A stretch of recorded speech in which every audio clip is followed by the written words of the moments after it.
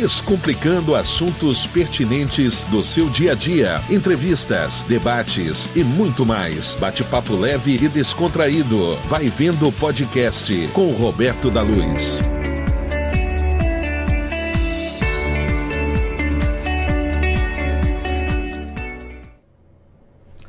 Olá, amigo e amiga do nosso podcast Vai Vendo. Hoje o nosso convidado especial é o advogado Dr. Célio Ron, ele que também participa de um podcast, o Manifesto, e tem uma leitura, uma visão da conjuntura internacional muito interessante.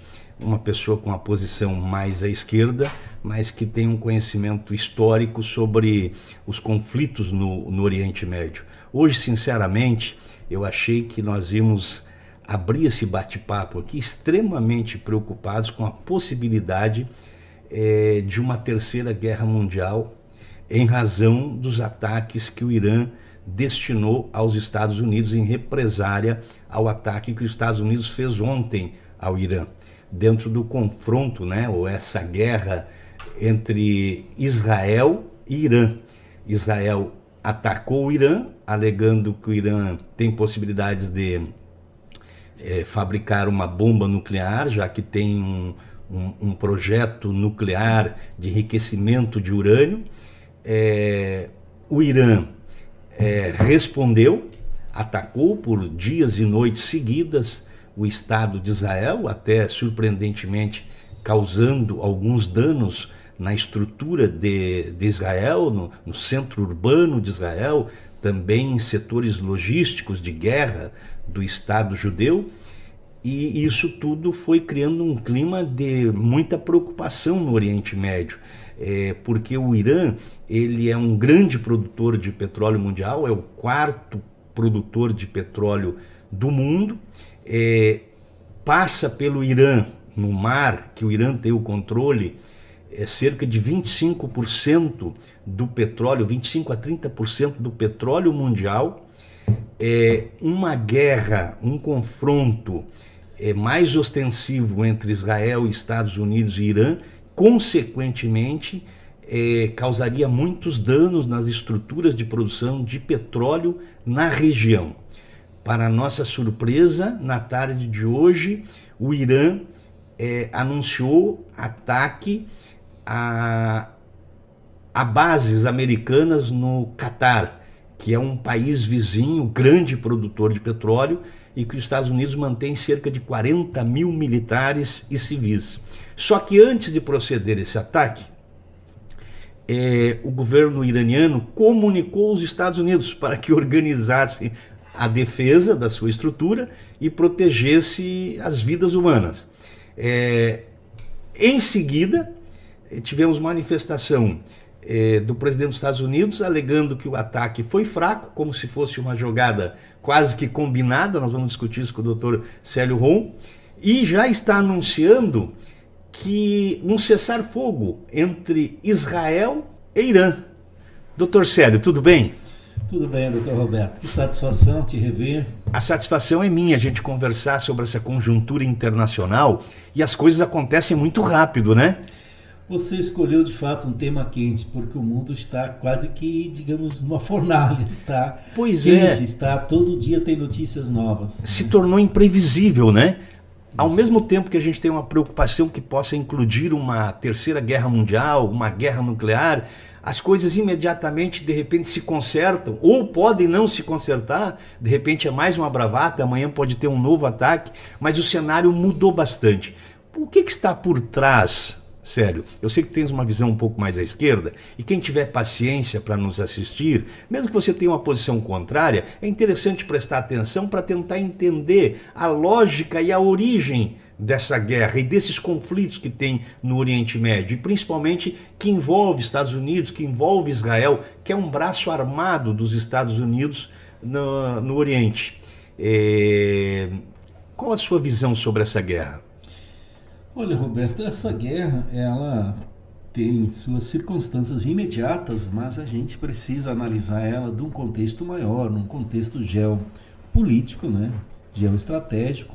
Então, o Irã é um país muito grande do Oriente Médio, Importante que o Irã ele deve ser em torno da décimo segundo maior país do mundo. Eles têm 1.648.000.000 de mil quilômetros quadrados, portanto não é um país pequeno. Uma população de 90 milhões. 93 milhões de pessoas por aí, em torno disso. E uma imensidão de petróleo, você citou em torno do quarto país, de fato, em torno da quarta potência petrolífera do mundo, então não é pouca coisa. O Iraque era o quinto até ser invadido, né? Claro que o Irã, se for olhar em termos de exportação, ele está bem atrás disso. Isso é o que ele contém de petróleo, porque ele há muitos anos está sancionado, né? Então ele sofre o boicote comercial, então ele nem pode exportar petróleo. Não exporta para os aliados dos Estados Unidos, para os Estados Unidos e aliados. Ele é uma figura importante nos BRICS, né? Ele exporta para a China e outros países. Basicamente a China é o grande produtor. Não sei como é que estão as relações das vendas deles para a África, porque lá na Ásia praticamente todos os países têm petróleo, né? Então, digamos ali, ele não comercializa. Mas fora dali, alguns países, poucos países que compram. De fato é a China que compra basicamente todo o petróleo iraniano. O Irã vendia alguma coisa depois do tratado que Barack Obama fez em 2015, né? Os Estados Unidos tinham afrouxado, não retiraram todas as restrições comerciais, não retiraram todas as sanções, mas retiraram assim um conjunto de sanções que eles tinham, e isso deu uma injetada de ânimo na economia iraniana, e eles acabaram vendendo petróleo para a Europa naquele momento, e gás também. Mas depois, quando Donald Trump ganhou as eleições em 2017, não é isso? Nos Estados Unidos, aquele primeiro mandato dele, ele imediatamente rescindiu, rasgou esse acordo e novamente aplicou todas as sanções que havia anteriormente, inclusive com agravantes. Então, na realidade, se formos olhar vamos assim chamar essa guerra, esse conflito que existe entre Irã e Israel, ele é causado pelos Estados Unidos. Porque Israel, na realidade, como você disse, ele é o cano armado dos Estados Unidos no Oriente Médio. Então, Israel não teria coragem de atacar o Irã dessa forma. Não que nós já não tivesse atacado em outros momentos, mas sempre teve o apoio dos Estados Unidos. Mas o Israel não subestimou um pouco a capacidade de reação do Irã? Sim, eles acreditavam piamente naquele domo de ferro deles, que é um escudo antimíssil. Mas ele, como todos os escudos antimísseis, ele tem uma série de defeitos. E à medida que o Irã foi progredindo, foi fazendo ogivas mísseis mais sofisticados, inclusive mísseis hipersônicos, né? O Irã tem alguns mísseis hipersônicos. Pois é, isso é que me parece que surpreendeu Israel, essa capacidade tecnológica do Irã no desenvolvimento de mísseis, inclusive supersônicos. Sim. Então o Irã se especializou muito em mísseis, rapidamente. Porque o Irã ainda carece de mísseis de longo alcance. Ele só chega a médio alcance, até 5.000 quilômetros no máximo, né? O que falta para o Irã é mísseis de longo alcance. E eu digo também, falta bomba atômica. Se o Irã tivesse construído a bomba atômica há muitos anos atrás, quando ele deu início às usinas nucleares, mas o Irã era totalmente contra, eles somente construíram as usinas nucleares para ter energia civil. Doutor Célio, mas a construção de uma bomba atômica não traz à tona justamente a preocupação de Israel de que o Irã possa usar, sem motivação, uma bomba atômica para vir destruir Israel? Varrer Israel do mapa? Jamais usaria. Porque, veja só, tanto que os países que têm bomba atômica, o único país que usou bomba atômica até hoje foram os Estados Unidos. Os demais nunca usaram bomba atômica. Então a bomba atômica, ela é uma arma de defesa, ela pode ser usada para ataque também, mas de regra quando ela contra-ataca. Né? Vale também a pergunta, será que Israel atacaria o Irã se soubesse que eles tinham a bomba atômica? Ou que dificilmente, porque o Irã é muito maior. Então, por exemplo, se Israel precisa, digamos, de 20, 30 bombas atômicas para destruir o Irã poderia destruir Israel com 5, 10 bombas atômicas, porque o Israel é infinitamente menor que o Irã. Nós estamos falando aqui de uma tragédia mundial, né? Sim. Independente do lado. Então, eles não se atacariam. De jeito nenhum eles se atacariam se cada um tivesse a bomba atômica. Porque o lamentável é que hoje, na forma que o imperialismo vive, e Israel é um braço do imperialismo americano, e ele faz a política imperialista com seus vizinhos. Então Israel vive em guerra com seus vizinhos. Não é o Irã somente que eles atacaram. Eles atacaram já o Líbano, eles já atacaram a faixa de Gaza. Faixa de Gaza agora, né? O Egito. O Egito, a Síria. Então, a Síria sem motivo nenhum recentemente. Sim, recentemente também foi atacada. Segundo eles, são ataques preventivos de destruição de equipamentos militares. Eles sempre usam isso, porque a Síria...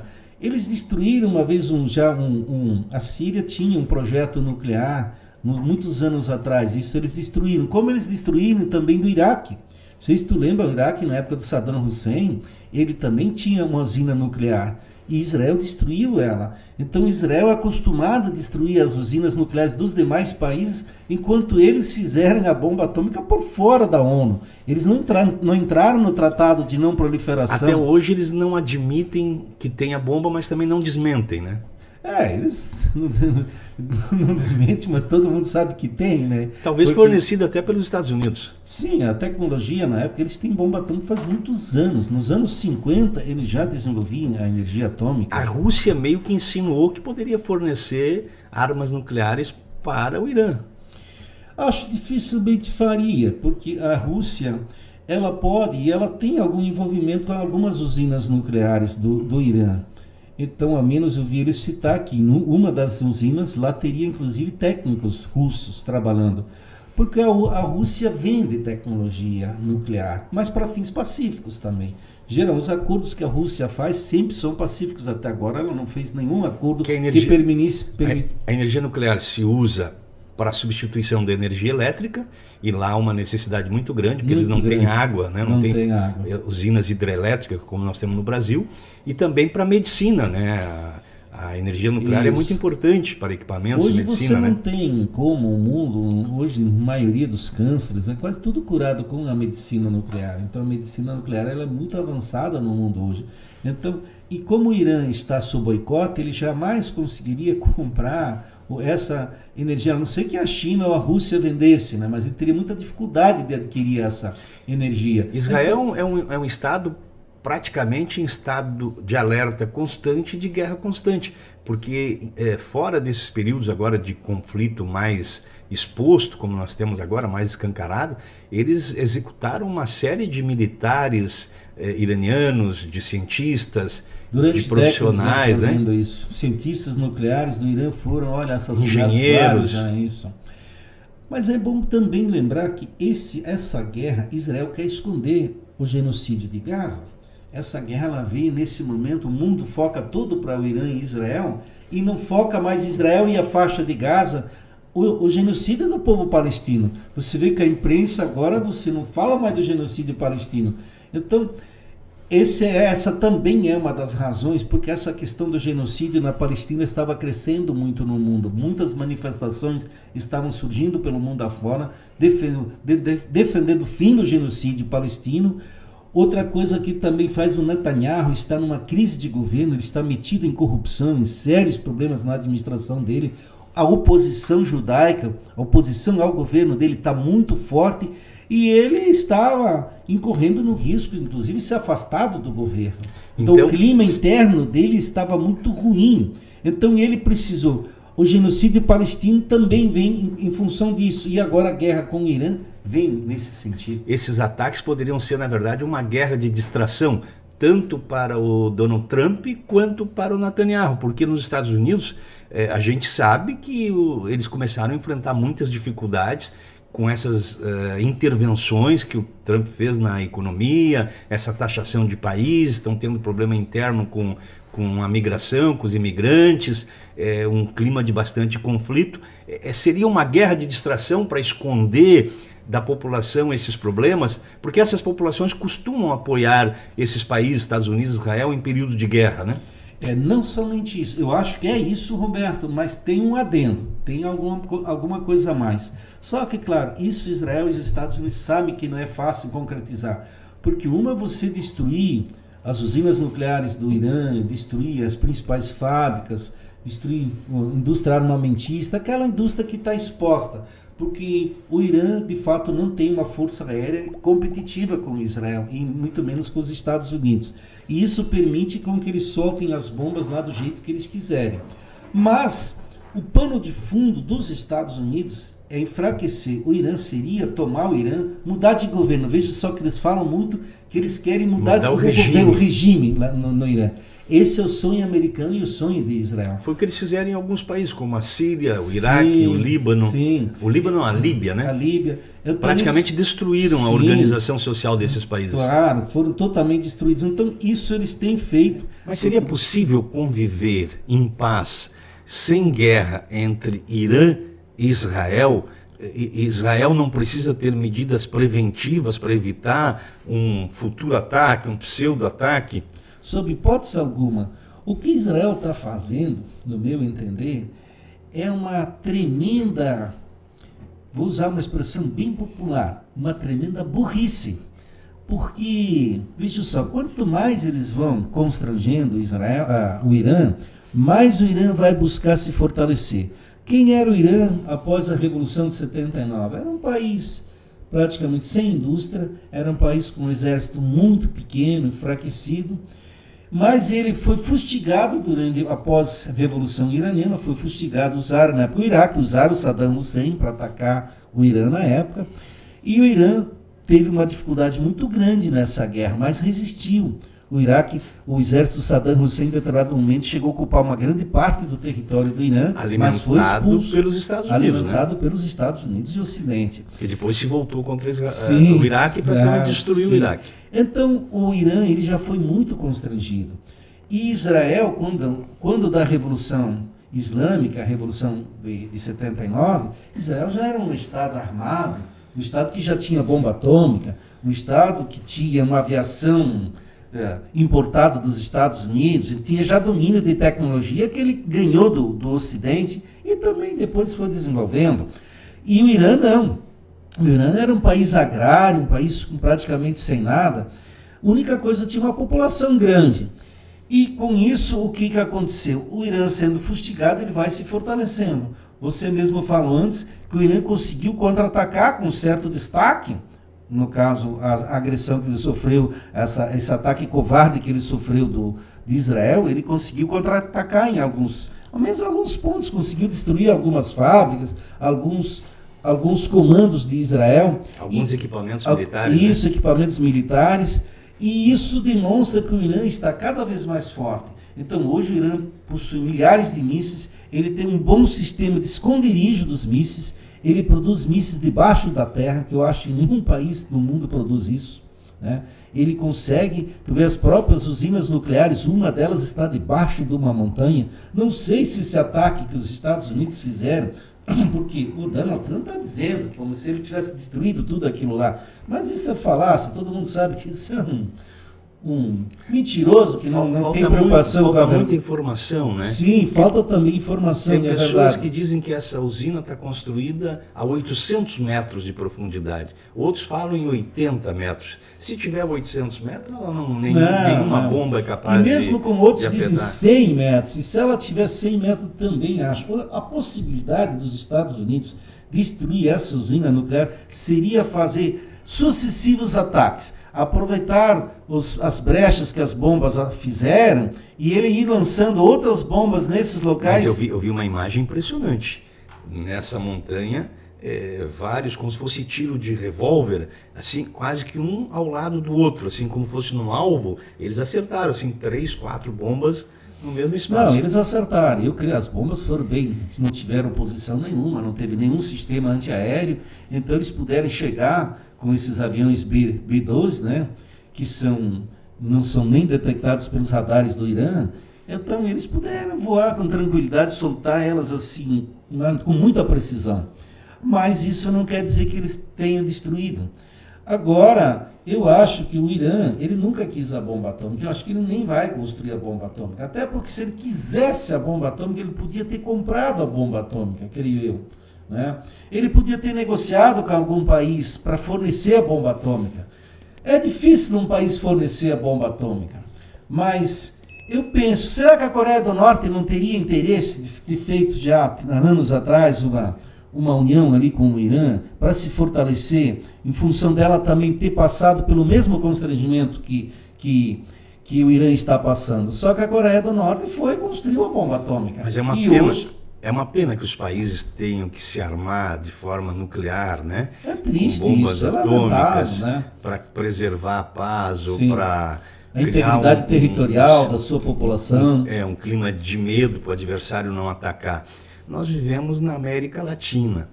A América Latina, ela é avessa a guerras. Eu acho que a última guerra que nós tivemos aqui entre países foi a Guerra do Paraguai, né? Eu não recordo aqui de conflito entre outros países. Outros conflitos pequenas entre o Peru, crises, talvez em fronteiras, Peru, mas... Entre a Bolívia e o Chile teve conflito de mar, porque a Bolívia ficou sem saída para o mar. Mas então nada assim de grande impacto, né? Não foram tão grandes. Mas os Estados Tipo o tamanho Unidos... da Guerra do Paraguai, nada se compara. Os Estados Unidos é um país que vive eminentemente da guerra. Os Estados Unidos tem um exército monumental, gigantesco, e você tem que alimentar aquilo, você tem que usar equipamento, você tem que substituir, você tem que estar sempre criando novos. Então a guerra para os Estados Unidos é quase que uma necessidade permanente. Desde a Guerra da Independência, os Estados Unidos não pararam mais. Eles praticamente teve intervalo de 1 ano, assim, mas sempre era para preparar a guerra seguinte. Mas o mundo ocidental, doutor Célio, ele vê com muita reserva o mundo do Oriente Médio, o islamismo, a Coreia do Norte. Por mais que esteja muito distante do Brasil, a gente sabe que é mais fácil nós sofrermos um ataque por interesse dos Estados Unidos do que de qualquer um desses outros países aí que nós citamos. Se nós tivermos algo economicamente que interesse aos Estados Unidos, o Brasil pode se tornar um alvo até dos Estados Unidos, como a Argentina se tornou um alvo da Inglaterra em 82. Sim. Mas o brasileiro, a maioria da opinião pública, alguns até por uma visão religiosa, eles têm assim uma certa cumplicidade, tanto com Israel quanto com relação aos Estados Unidos. A gente se manifesta com preocupação quando surge uma guerra dessa. Tem muita gente que se manifesta solidário a Israel e até os Estados Unidos, achando assim, não, eles têm que fazer isso mesmo, eles têm que atacar, não importa que crianças morreram em Gaza, não importa que crianças vão morrer em outros países. Os Estados Unidos têm o direito de atacar, Israel tem o direito de atacar, ou até a obrigação de atacar. Eu digo isso a influência da mídia também. São mídia e algumas religiões. Algumas religiões interpretam a Bíblia falsamente, né? Dão uma interpretação à Bíblia que Deus que escolheu o povo de Israel para ser o povo dele.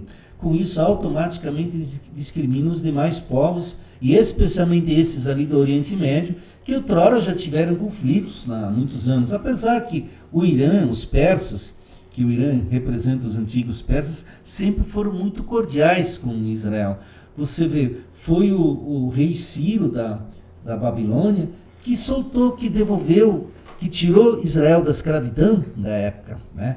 Então, a Israel bíblica, isso. Que não é o caso do Estado judeu hoje de Israel, né? Sim, claro, tudo isso. Mas, digamos assim, se tu for olhar, tem sim, o Estado sim, não é o mesmo. Tem outro antagonismo cultura, aí. Se quanto a cultura continua sendo, os judeus têm a sua descendência de lá, são um povo semita, então eles são dali, mesmo que eles, depois que Roma expulsou eles de lá, depois da grande diáspora, eles ficaram pelo mundo sem pátria, mas eles têm sim raízes lá do povo semita. E quando eles retornaram à Palestina, eles deram seguimento, digamos, numa pátria que estivera 2000 anos atrás. Que retomaram em 1948, sim, através do voto do brasileiro, né? Quanto o Estado, digamos, eles não tinham nem um Estado bem consolidado na época deles, na época do rei Saul, que foi o primeiro imperador, rei deles, rei Davi, rei Salomão. Não dá para dizer que eles já tinham um Estado, mas não havia assim um Estado do estilo moderno como hoje, né?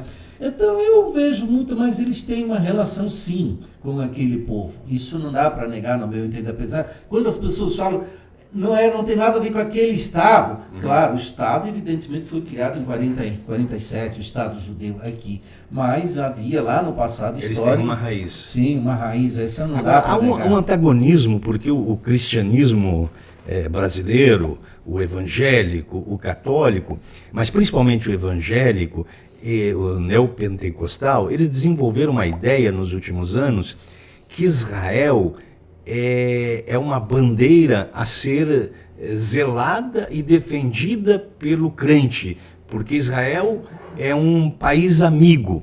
E, na verdade, do ponto de vista religioso, o cristianismo tem muito mais proximidade com o islamismo do que com o judeu, porque o judeu ele não aceita a pregação. Tente um evangélico ir a Israel pregar o cristianismo. Não é aceito, ele é escorraçado, ele é xingado, ele é agredido, ele é humilhado. Há uma rejeição muito grande ao cristianismo. Os judeus não reconhecem Jesus Cristo nem como um ente santo e nem como um profeta. Eles sonham com o salvador deles, eles negam, eles mataram Jesus.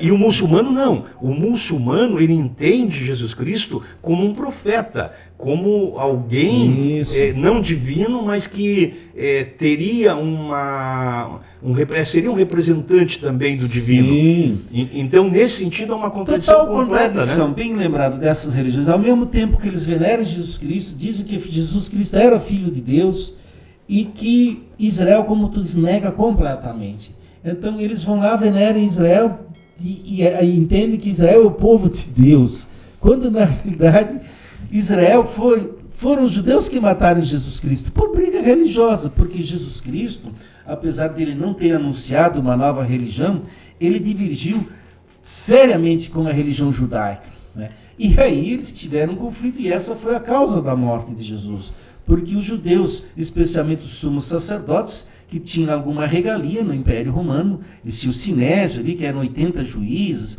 e eles tinham regalia, e eram eles tinham muita corrupção dentro da igreja, né? Tanto que um deles, o Anás, que era genro que era sogro de Caifás, ele já estava até afastado do poder quando Jesus foi morto, então havia por corrupção.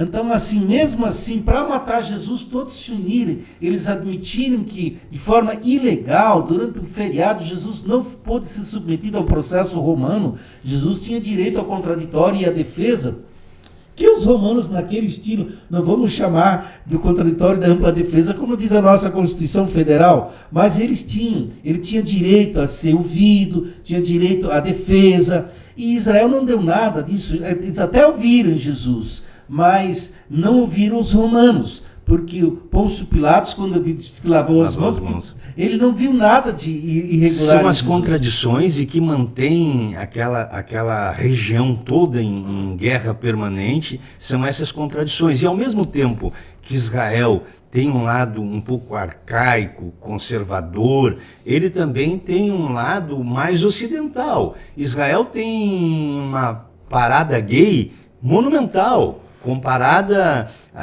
aos países como os Estados Unidos, Brasil, né? Eles têm liberdades lá, por exemplo, o aborto é liberado em Israel. Tem várias situações que é muito mais, se usar essa palavra, progressista, tem uma legislação muito mais progressista se comparada com todo o mundo árabe. Sim, é que eu acho sim, as religiões muçulmanas, elas têm um aspecto conservador em valores, né? Em termos de valores, assim, eles têm o conservadorismo de não aceitar a homossexualidade. Mas isso assusta muito a população ocidental, né? Mas não são o Estado Islâmico. Então, eles, de certa forma, eles também vão implementando isso aos poucos. Por exemplo, o Irã está implementando isso aos poucos. É que muitas vezes não é trazido aqui, muitas vezes são acusações falsas. Claro que o Irã ainda é conservador com as mulheres, por exemplo, mas a mulher iraniana, de certa forma, é uma mulher livre, ela trabalha, ela tem uma presença na sociedade muito grande, diferente que a Arábia Saudita, por exemplo, e o Catar e o Bahrein. Então lá, os Estados Unidos nunca atacaram a Arábia Saudita, porque a mulher até esses dias atrás não podia nem dirigir. Porque esses ataques não são em razão dos direitos humanos, né? Isso não é verdade, claro, né? São sempre interesses econômicos. Sim. Agora, de qualquer modo, a mulher, eu acho que em todo o Oriente Médio... Sim, né? Ela ainda sofre bastante.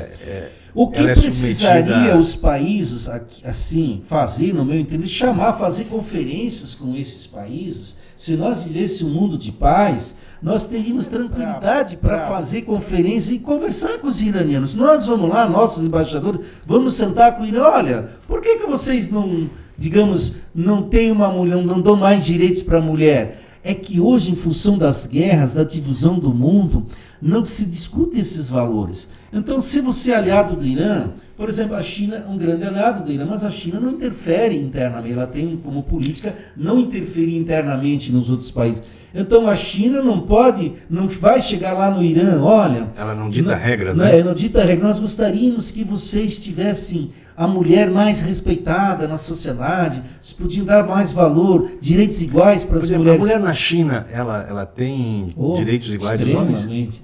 A China era muito machista da Revolução Chinesa. É importante isso, Roberto.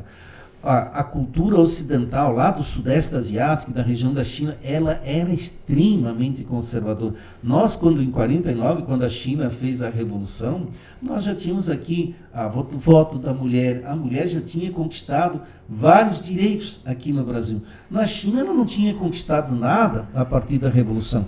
Tanto que você ainda, até hoje, a China não conseguiu ainda, apesar da lei formal, a mulher ter toda a igualdade, mas ela ainda não conseguiu trazer a mulher com plena igualdade dentro da sociedade. Mas ela vem cada dia dando passo maior, porque ali era extremamente mais conservador do que nós, com o Ocidente. Porque a mulher na Europa, veja só, Marx e Engels, quando escreveram o Manifesto Comunista em 1948, e em seguida Engels, fizeram na Europa havia já toda uma discussão dos direitos da mulher, tanto que Bebel, um político alemão, que foi do Partido Comunista Alemão, ele foi o cara que mais se dedicou, depois vieram Clara Zetkin. Então, os pensadores dos direitos da mulher vinham nascer aí na Europa, na Alemanha, na França. Então, por isso que esses países podem dizer, as mulheres aqui têm mais direitos, mais igualdade. Mas também, quantos e quantos mulheres lutaram lá há 150 anos atrás já para ter essa igualdade, enquanto no Oriente Médio eram sociedades tribais, que na época viviam em cima do camelo, e andavam, né? Não se falava ainda, nem chegava a essa conversa de direitos iguais entre homens e mulheres. Então é uma sociedade, a sociedade islâmica, ela veio se regindo pelo Islã, e do ponto de vista, ela se industrializou a partir do petróleo. Na realidade, o petróleo que permitiu que essa região um pouco se industrializasse, porque até então era um povo nômade, basicamente que vivia cuidando dos seus carneirinhos nos interiores, nas montanhas, nos desertos. A região muito árida, muito sofrida. Muito árida, e não se fazia nada, enquanto as mulheres, a classe operária europeia, que carregou, os partidos comunistas na Europa carregaram os direitos da mulher há mais de 100 anos atrás. Então é fácil, as mulheres conquistarem esses direitos, e isso refletiu aqui no Brasil também. A Constituição de 1934, da era de Getúlio Vargas, ela traz muita tese já de igualdade dos direitos das mulheres. Claro, ali já puxada muito pelo Partido Comunista do Brasil aqui, que já expressava claramente os direitos da igualdade da mulher, e já tinha isso como bandeira, escrito nos seus estatutos. Agora, isso não existia no Oriente Médio. E por mais que a gente discorde da cultura desses países, da forma com que eles tratam as mulheres, da visão deles sobre democracia, sobre direitos, também não nos dá o direito de atacar esses países. Não. Doutor Célio, mas para a gente já encaminhando para o final do nosso bate-papo de hoje, fazendo ainda essa leitura de conjuntura internacional, a destruição da estrutura econômica do Irã, ela afeta economicamente os BRICS, ela afeta essa possibilidade de polaridade de forças econômicas no mundo? Significativamente não, mas tudo tem seu reflexo. Não podemos negar isso. Agora, não se sabe, ainda não se tem um mapa, qual é efetivamente o prejuízo econômico que o Irã está tendo com esses bombardeios. Mas se atingiu mais a indústria militar, ou se também atingiu a indústria civil, esses dados a gente ainda Parece não que tem. Algumas refinarias de petróleo foram atingidas, Sim. Né? Então, você viu, aumentou o preço do petróleo, mas daí vale para todo mundo, e ainda não tem paz. Por mais que os Estados Unidos agora, você falou antes que agora estão pregando a paz. Pois o Donald Trump surpreendeu todo mundo agora, anunciando um cessar-fogo entre Irã e Israel. ele está sendo o pai da paz. Atacou ontem e tem a paz hoje, mas foi atacado hoje Será também. Será que não é mais uma forma de dissimulação, uma forma de fazer mais um ataque surpresa, como ele fez ao Irã? Antes também ele dizia, eu posso atacar, mas também não posso. Ele se esquivava quando ele era questionado. E agora, de repente, ele vem dizer que ele quer paz entre Irã e Israel. Agora, ele efetivamente tem moral de construir a paz? Talvez seja uma saída honrosa para todos, porque ao mesmo tempo que ele era pressionado por alguns setores da economia americana, militarizada, e também por Israel, para ajudar nesse confronto contra o Irã, que ele fez extremamente localizado, somente usando uma estrutura naquelas bases de usinas nucleares, 3 localidades que ele atacou, ao mesmo tempo que ele era pressionado para participar disso, também o grupo que o conduziu à Casa Branca defende que os Estados Unidos têm que sair das guerras, que tem que parar de gastar dinheiro com guerra e cuidar das questões internas.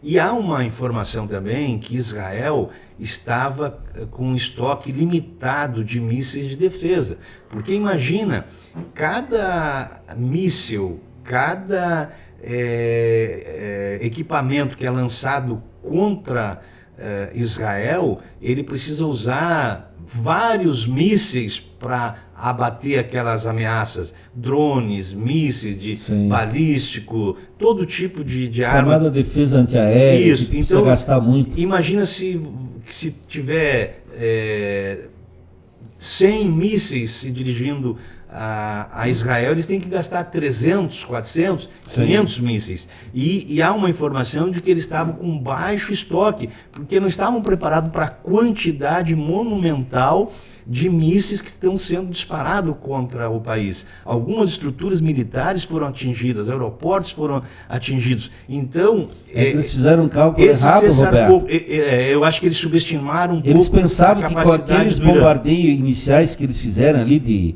Quantos aviões eram? 200 ou 300 aviões? Eu acho que 200 aviões. 300. Então eles sonhavam que eles iriam aniquilar todo o potencial de mísseis. Só que o Irã tem os mísseis subterrâneos. Eles não acreditavam que o Irã tinha míssil com capacidade e velocidade para atingir Israel, superar o Domo de Ferro, superar esses outros dois, a Flecha de Davi, tem mais uma estrutura de defesa, eles têm 3 níveis de estrutura de defesa, mas que também diante de um míssil supersônico tem se mostrado falível. Então, para Israel, talvez nesse momento, uma saída honrosa de parar os ataques, porque a população israelense também pode mudar o regime muito. E pode mudar o regime em Israel. Exato. Porque Netanyahu, se ele sonha em mudar o regime no Irã, ele tem um grande risco dele, porque o povo... Não mudar o regime, mas mudar o regime, sim, o governo. Os governantes, né? Os governantes.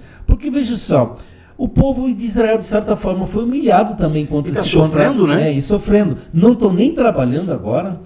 Tu vê, o governo suspendeu esse final de semana o trabalho, só pode trabalhar quem está em atividades essenciais. Trabalho, escola, tudo suspenso. Tudo suspenso. Então, é um prejuízo aglomeração econômico e moral para eles, porque o Netanyahu criou isso. Então, eu penso, será que esses judeus que são já colocam esse governo em dúvida, será que amanhã depois eles não vão para a rua e vão exigir o impeachment dele? Isso é real, isso existe. E se vendeu uma ideia de que havia bunkers para todo mundo, que todo prédio tinha um bunker, toda casa tinha... E não é verdade. A gente viu aglomeração de pessoas, viu pessoas tentando entrar e que não tinha espaço, até a gente da imprensa não conseguia proteção, e não se sabe o que pode ainda atingir Israel. A verdade é que o Irã, ele tem material atômico, talvez não a bomba nuclear, mas não, isso eles não têm. Mas eles têm, a bomba nuclear talvez eles não tenham, mas eles têm urânio enriquecido, que só esse urânio jogado sobre Israel poderia contaminar toda Israel por 30 anos. Sim. Então é preciso ter consequência. Eu acho que esse pessoal está tendo juízo, se é verdade que vão parar essa guerra. E para nós, para os brasileiros, melhor ainda, claro, né? Nós somos um país da paz e pela paz. Ninguém quer a guerra, nem o povo de lá quer a guerra. Infelizmente, a guerra é de interesses. São algumas pessoas que têm interesse na guerra. Hoje você poderia quase que contar no dedo quem de Israel tem interesse na guerra. É aquela cúpulazinha do governo ali que está ali. Porque para Israel, como ele é um país pequeno... A indústria militar... a indústria militar. Como é um país pequeno, e como você bem falou, o Irã atingiu um certo nível industrial e de armamento, para hoje Israel fazer uma guerra com o Irã, eu não vejo nenhuma vantagem. Porque mesmo, digamos, que eles consigam bombardear bastante o Irã, causar imensos prejuízos econômicos para o Irã, mas a compensação, o Irã também pode causar prejuízos a Israel e vai enfraquecê-los. E vai enfraquecer, porque no campo de batalha, por exemplo, Israel não tem condições de pegar seu exército e marchar sobre o Irã. Não. Isso eles não têm sob hipótese alguma. Eu acho que nem só com os Estados Unidos hoje seria possível. Sim, não. Hoje o Irã, imagina, com a população de 90, ele colocaria milhões de soldados para defender o país. Eles têm uma capacidade muito grande de mobilização. E eles têm uma situação geográfica também que muito favorável, ajuda muito, é muito favorável. Muita montanha, tem barreiras naturais enormes. Montanha, mares. Sim. Então, assim, agora, por exemplo, uma das razões que os Estados Unidos devem recuar é justamente porque o Irã anunciou que poderá fechar o Estreito de Hormuz.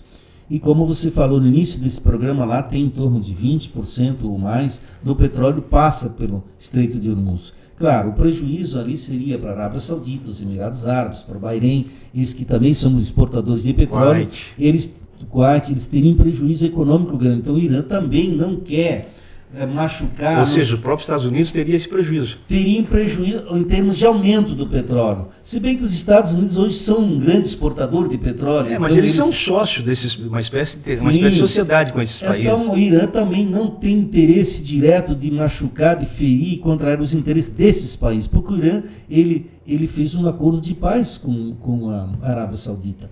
Hoje a Arábia Saudita e o Irã não são mais inimigos. A China conseguiu unir os dois, eles sentaram numa mesa, negociaram. Claro, ainda existe algumas rusgazinhas, isso pode ser... Diferenças existem em todo lugar, até Sim, dentro de casa, muitas vezes. Mas eles não tem que são preservar mais, a paz, né? Não são mais inimigos como eles eram antes.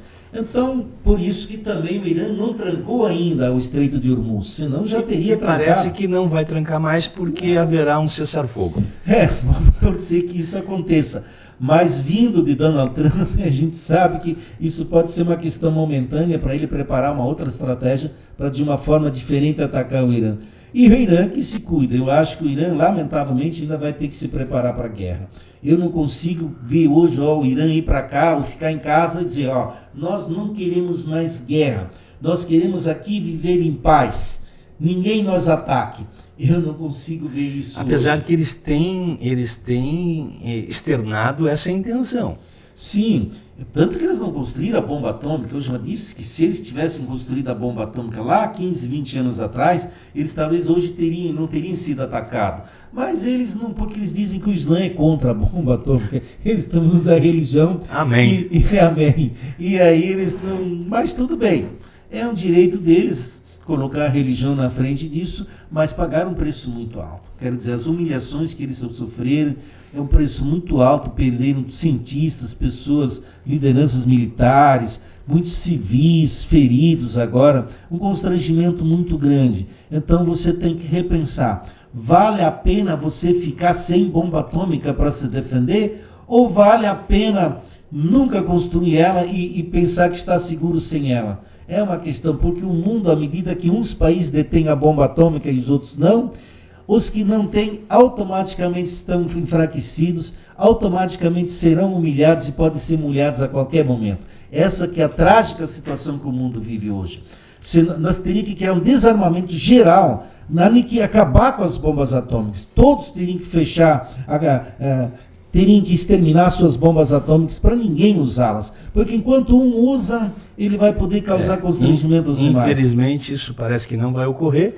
E para as pessoas que tiveram a paciência de nos ouvir e a curiosidade, todos esses conflitos, ou praticamente todos, eles têm um ingrediente do mercado.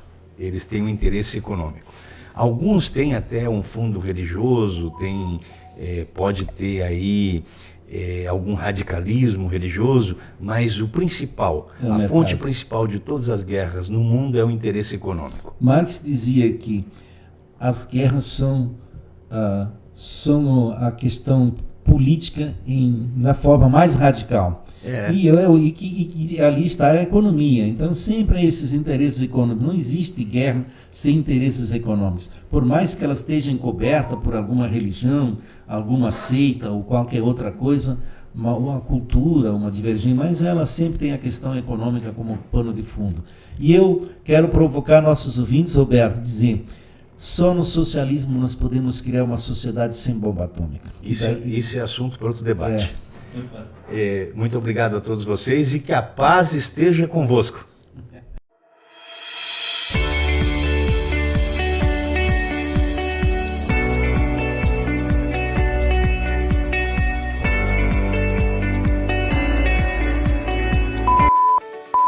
Descomplicando assuntos pertinentes do seu dia a dia, entrevistas, debates e muito mais. Bate-papo leve e descontraído. Vai Vendo Podcast com Roberto da Luz.